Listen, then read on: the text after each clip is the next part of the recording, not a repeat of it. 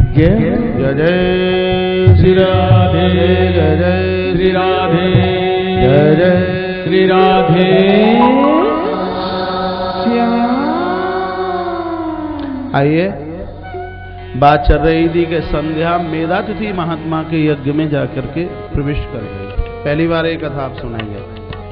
महात्मा मेधातिथि जब पूर्णाहुति के लिए तैयार हुए, मंत्रों के द्वारा आहुति डाली गई, फिर जब सरवा से आग कुरेदने लगे तो झुलसती हुई बेटी संध्या नजर आई है। बाहर निकाला, मंत्र शक्ति के द्वारा उसको जीवित कर दिया है। घर में बेटी अरुंधति पल रही है।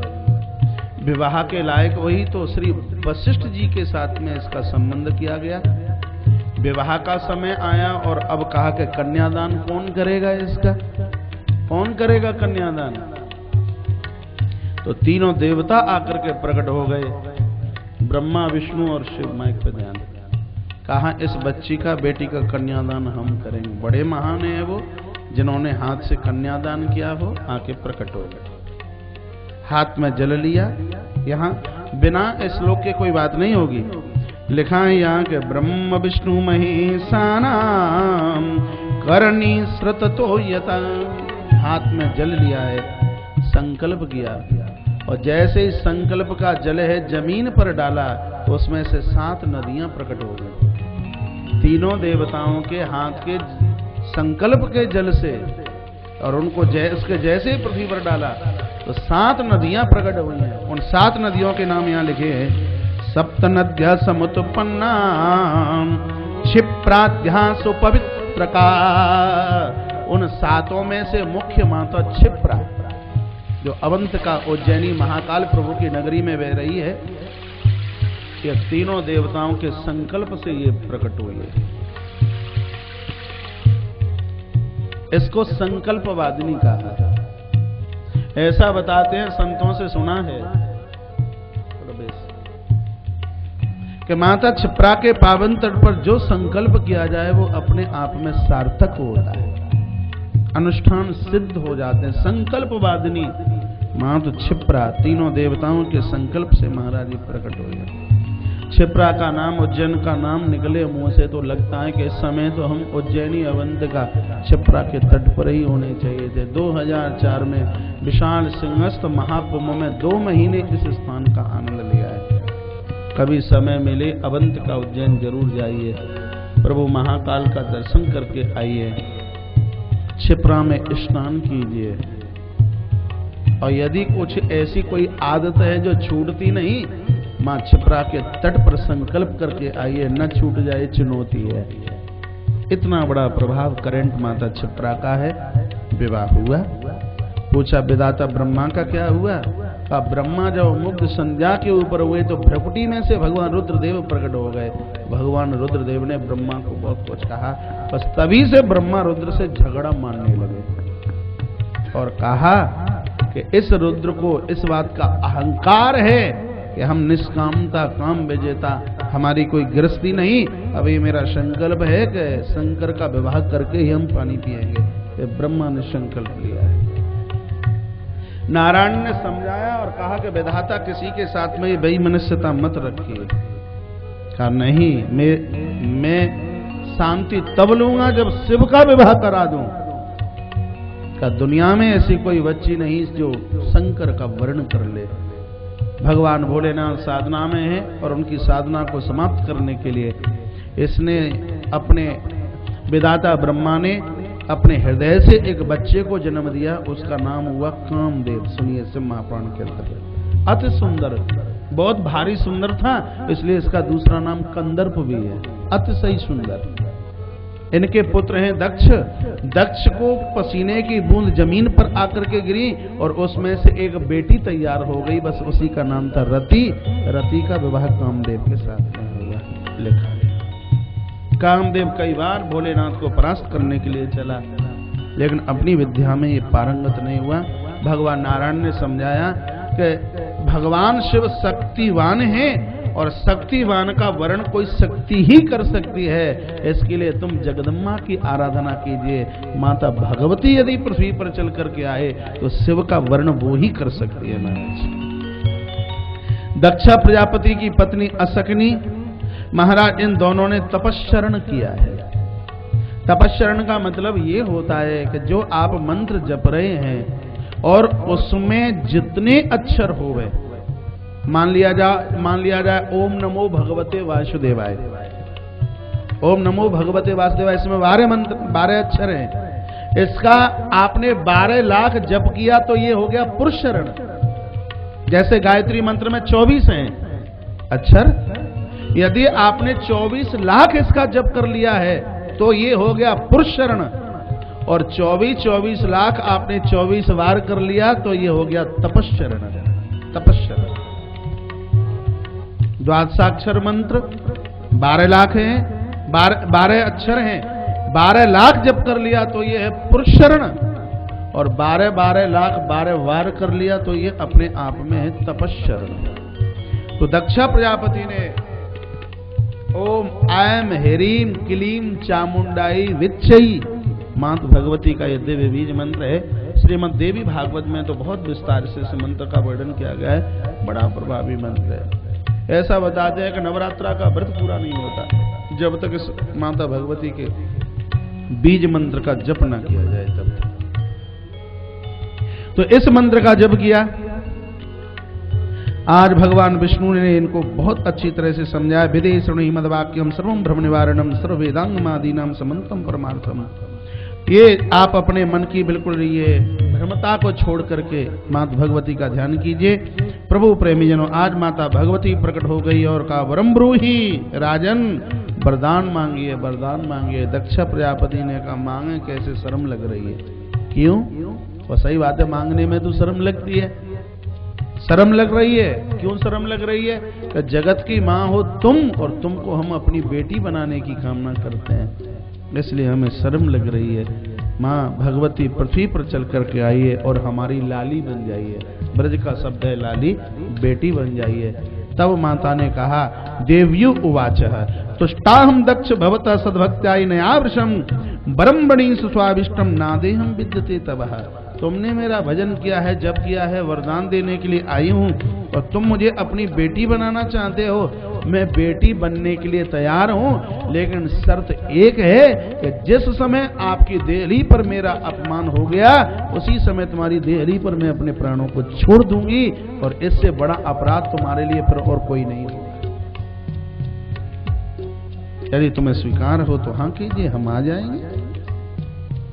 दक्षा प्रजापति ने कहा ऐसा दुनिया में कौन बाप होगा जो अपनी बेटी का अपमान करे।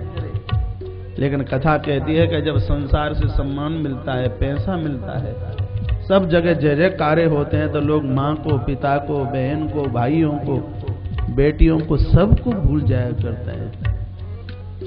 दौलत मिलने के बाद में ये व्यक्ति अपमान ना करे तो ठाकुर जी की बहुत बड़ी कृपा समझना।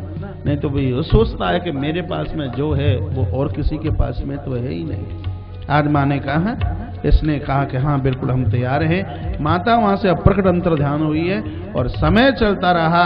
आज असकनी के आंगन में महाराज साक्षात आदि शक्ति मात भवानी छोटी बेटी के रूप में आकर के खेलने लगी। बोलिए साचे दरबार की माँ आकर के प्रकट हो गई। बहुत उत्सव मनाया गया, महा महोत्सव मनाया गया। लोग आए हैं, बहुत बड़ा भंडारा। अब बेटा आवे, उत्सव बने, नंद महोत्सव बने, बहुत अच्छी बात है। लेकिन गजब की तो बात यह है कि जब महाराज जनक के यहाँ कोई बेटी जानकी आई है, इतना हल्ला हुआ, इतना गुल्ला हुआ, इतना उत्सव, इतना महोत्सव मनाया गया। जब घर में बेटों का जन्मदिन आता है कितने टेलीफोन आते हैं। आज इतना जिमाया, वृद्धाश्रम गए, उनको ये दिया, उनको वो दिया है। इतनी हर्षता का काम भोलू का जन्मदिन है,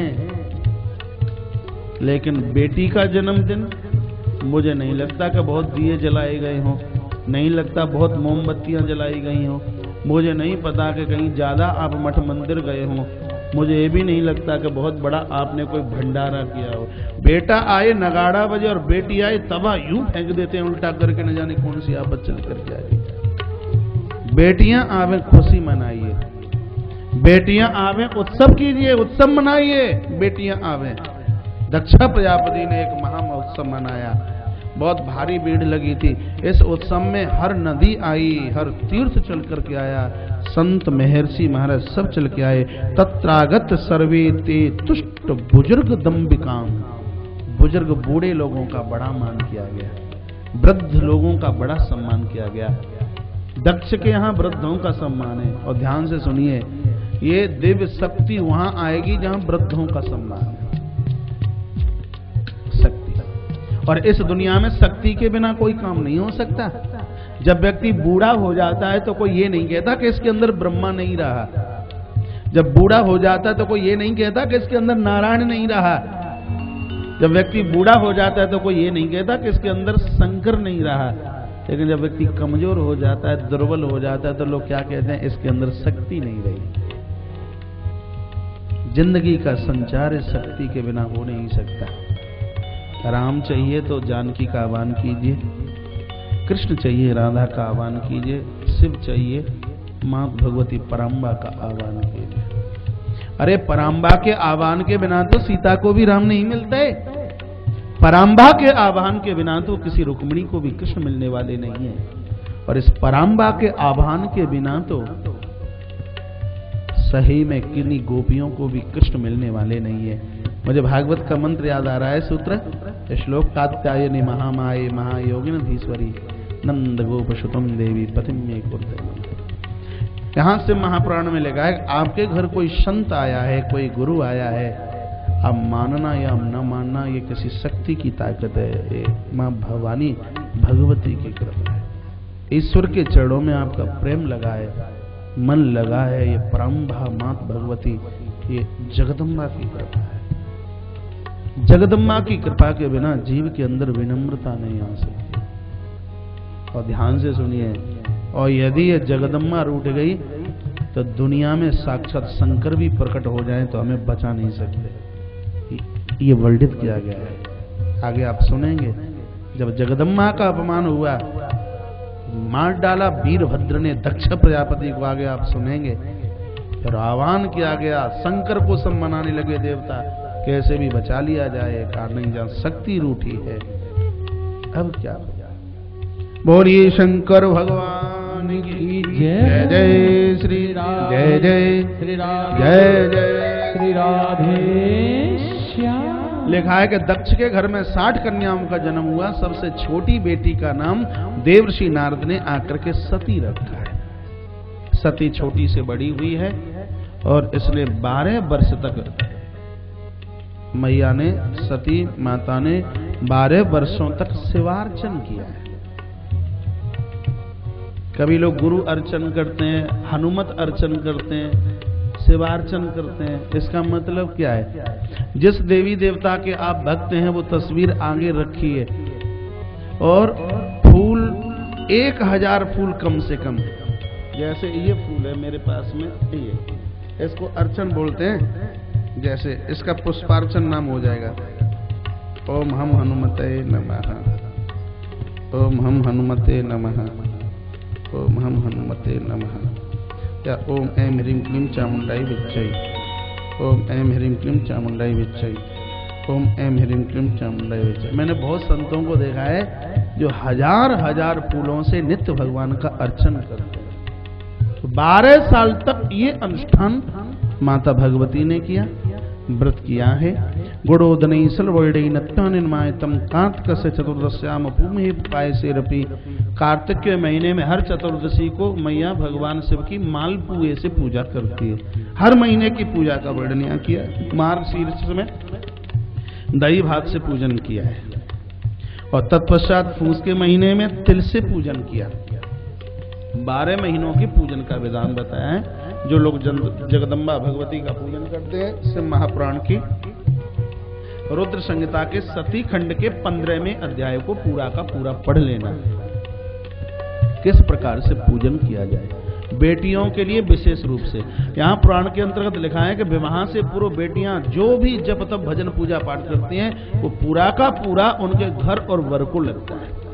दुनिया का हर माँ बाप अपनी बच्ची को अच्छे घर भेजना चाहता है, लेकिन दुर्भाग्य से उसको बढ़िया घर नहीं मिल पाता। उसमें माता पिता का बिल्कुल कोई भी दोष नहीं है। कहीं बेटी के पुण्य और सत्कर्मों में कमी रही है। इसलिए यहाँ निवेदन किया जाता है कि विवाह से पूर्व बेटियां जितना कर लें बढ़िया से बढ़िया, वो पूरा का पूरा उसको होने वाले मिलने वाले ससुराल को पूरा का पूरा लेता है। यहाँ पुराण के अंतर्गत ऐसा वर्णित किया गया। बोलिए शंकर भगवान की जय जय जय जय जय श्री राधे जय जय श्री राधे। समय चलता रहा। पुराना का वर्णन करना चाहते हैं। मैया ने एक व्रत और किया महाराज, जिसका नाम है नंदा व्रत, भगवान शिव के लिए किया जाता है। आज भोलेनाथ प्रकट हो गए महाराज सामने। सती ने चरणों में वंदन प्रणाम किया। भगवान शिव ने कहा हम तुम्हारा वर्ण करने के लिए आए हैं, कैलाश चलिए और हमारी बन जाइए। हमारी जन्म जन्म की तुमसे संबंधता है। लेकिन यहाँ जो सती ने कहा वो बिल्कुल याद करने के लायक है आज के बच्चों को। सती ने कहा हम मर जाएंगे लेकिन माता पिता के कहे बिना हम कोई ऐसा कदम नहीं रख सकते।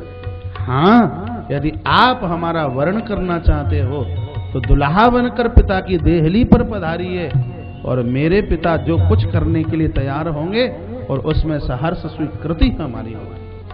विधाता ब्रह्मा आए, दक्ष प्रजापति को कहा गया कि अपनी बेटी शिव को ब्याह दीजिए। सगाई भोलेनाथ के साथ में हुई है। भगवान शंकर आए विवाह के लिए, सुंदर मंडप बनाया गया, सती को वहां बिठाया गया। माता सती का विवाह संक्षेप में कर देते हैं और अभी पार्वती का विवाह थोड़ा और ज्यादा विस्तार से कर लेंगे। ठीक है, दोनों विवाह एक ही दिन पड़ गए। तो सती को मंडपम के नीचे बिठाया गया और महाराज यहाँ पुराणाकार निवेदन करना चाहते हैं कि चैत्र मास की त्रयोदशी को भगवान शंकर की भांवर सती के साथ पड़ी। सती को स्वीकार किया।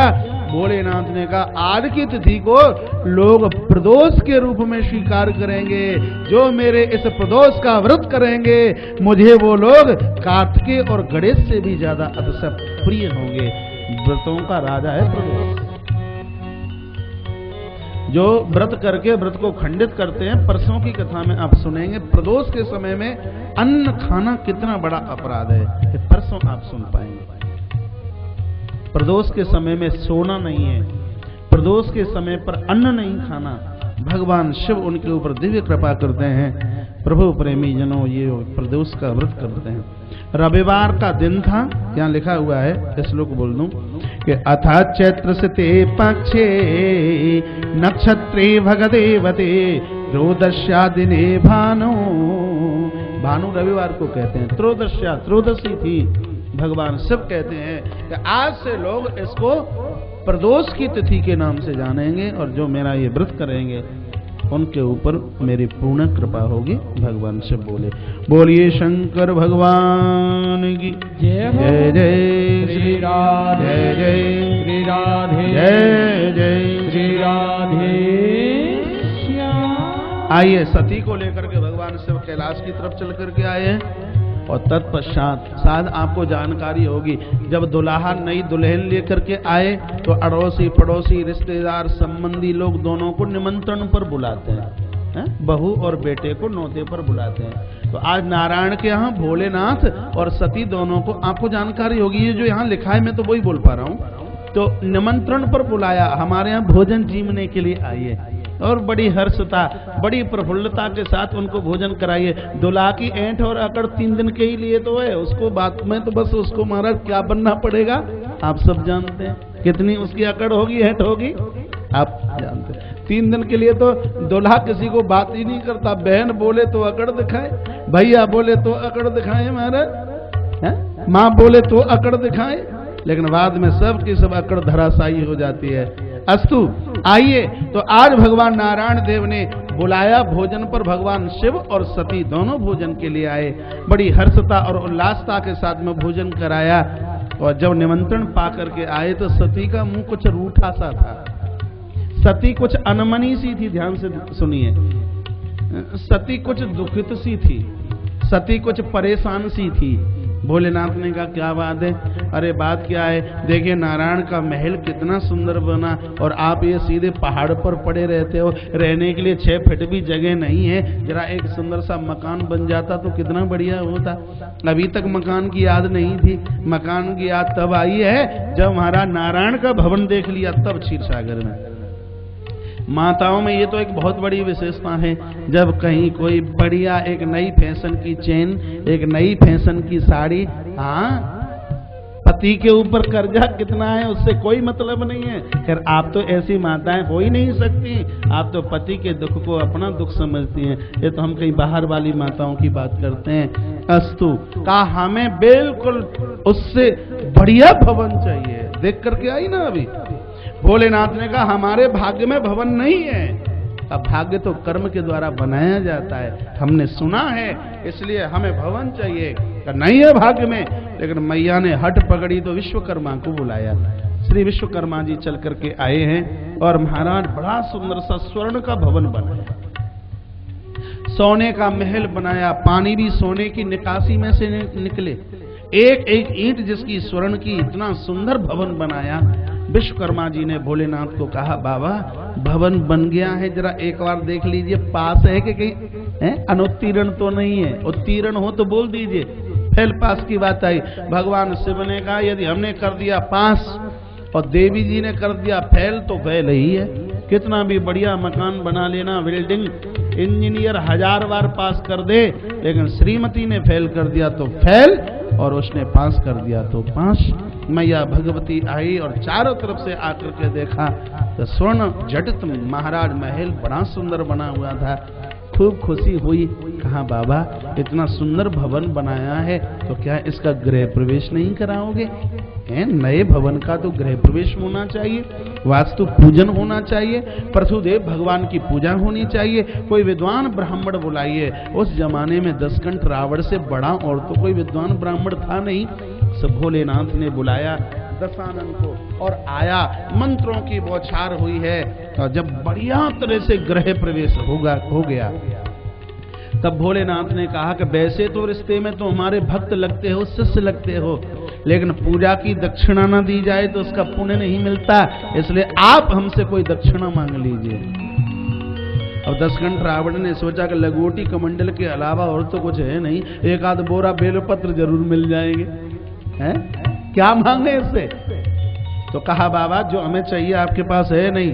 कहा इस दरबार से कोई खाली हाथ जाए हो नहीं सकता, मांगिए तो सही। तो सोने के महल के ऊपर नियति खराब रावण की हुई। रावण ने कहा तुम्हें लंगोटी कमंडल के अलावा क्या चाहिए? इस सोने के भवन का तुम क्या करोगे? इसके गृह प्रवेश की दक्षिणा में देना चाहते हो तो ये भवन हमें दे दीजिए। जल्दी बोल दिया कर दिया, कहीं बाद में देवी झगड़ा ना कर दे, कह दिया कि दिया। फिर देखा जगदम्बा की तरफ के, हमने कहा था कि हमारे भाग्य में मेल नहीं है। फिर भोलेनाथ बोले ये तो हमने दान दिया है, लेकिन दान के बाद दक्षिणा भी तो होती है, अब दक्षिणा मांगिए। आपने कहीं 100 रुपए किसी को दिए वो है दान, और 101 रुपए दिए हैं उसमें 1 रुपया है दक्षिणा। सुनिए, आपने ये 21 रुपए, 11 रुपए, 101 रुपए, ये 1 रुपया ऊपर क्यों लगता है? तो इसलिए लगता है कि 10 रुपया है दान और 1 रुपया है दक्षिणा। नहीं आई बात समझ में? हरिश्चंद्र जी की कथा आपने सुनी होगी। जब श्री विश्वामित्र जी को देकर के आए तो पूरा का पूरा अयोध्या दे दिया, अयोध्या की चाबी दे दी। तो विश्वामित्र जी ने कहा ये तो अभी दान दिया है, जरा दक्षिणा तो दीजिए। दक्षिणा में 60 भार सोना दे करके तुम आए थे। दान में तो अयोध्या की चाबी दी, लेकिन दक्षिणा में 60 भार सोना दिया, तो 60 भार सोना तो दीजिए। उस दक्षिणा के लिए महाराज इन तीनों को बिकना पड़ा। इस दक्षिणा का बड़ा महत्व है अपने आप में। कहीं किसी का पूजन करें, कहीं मंदिर में चढ़ाएं तो 20 रुपया नहीं 21 रुपया, 100 रुपया नहीं 101 रुपया, 10 रुपया नहीं 11 रुपया। लेकिन जानकारी नहीं होती तो जो चल रहा है सो जो ही राम सो ही राम। लेकिन यहाँ ग्रंथ में लिखा, भोलेनाथ ने कहा महल दिया ये तो हमने दान दिया है, लेकिन अभी दक्षिणा बकाया है, दक्षिणा मांगिए। क्या चाहिए दक्षिणा में? दे दोगे? कि हाँ, कि मकान तो आपने दे दिया, सती बैठी थी ना बगल में, अच्छे सुंदर। कब मकान तो दे दिया आपने, जरा मकान में रहने वाली तो दे दीजिए, हम आपसे सती चाहते हैं, सती को हमें दे दीजिए। भोलेनाथ ने कहा दिया। ऐसा दानी मिलेगा दुनिया में कहीं? मकान दे दे, दुकान दे दे, लेकिन शायद पत्नी को तो कोई उठा करके नहीं दे सकता। लेकिन बहारे अवरदानी महाशिव, इन्होंने तो अपनी देवी जी का ही संकल्प कर दिया, दिया। सो रावण रास्ते में लेकर के जा रहा था, वो तो नारायण ने कृपा की एक ब्रह्मचारी का वेश बना करके आए और रावण को कहा ये क्या लेके जा रहे हो? कहा सती को लेके जा रहे हैं। सती नहीं तो भगवान शंकर की दासी है ये। छोड़ करके चला तो सती ने श्राप दिया कि हमने इतने प्रेम से इस महल को बनवाया और तूने एक रात भी इसमें हमें नहीं रहने दिया, तो जा, जिस महल को तू लेके जा रहा है इसी महल को मैं स्वयं आकर के इसको जला करके राख करूंगी। वो महल कोई और नहीं, स्वर्ण जटित लंका ही तो भगवान शिव का वो महल था। और जब भोलेनाथ पृथ्वी पर हनुमान बनने के लिए आए तो जगदम्बा ने कहा कहाँ जा रहे हो? कहा राम जी की सेवा के लिए, हमें भी संग लेके चलिए। हम तो वहां बंदर बनकर हनुमान बनकर सेवा करेंगे, तो मैं कहाँ लटकाए लटकाए घूमेंगे। कहा सती ने हम तो आपके बिना रह नहीं सकते, आप बंदर बनोगे तो अपनी पूंछ हमें बना लेना। तो वो ही भोलेनाथ आकर के हनुमान और माता सती हनुमान जी की पूंछ आकर के बनी है। कभी कभी तो माताएं बोल देती हैं हम तो अपने श्रीमान जी की पूंछ हैं। पूंछ बनने में फायदा है।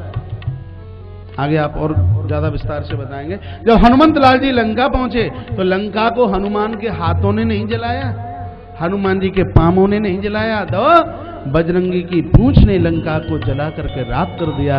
वो माता सती ने लंका को जला करके राख किया। बोलिए शंकर भगवान की जय जय श्री राधे जय जय राधे श्याम। एतस्मिन् विस्मये काले नीडम का आकाशकोर कहा कुर्वन्त त्वां बिना गेहान कथम शांति वापसति।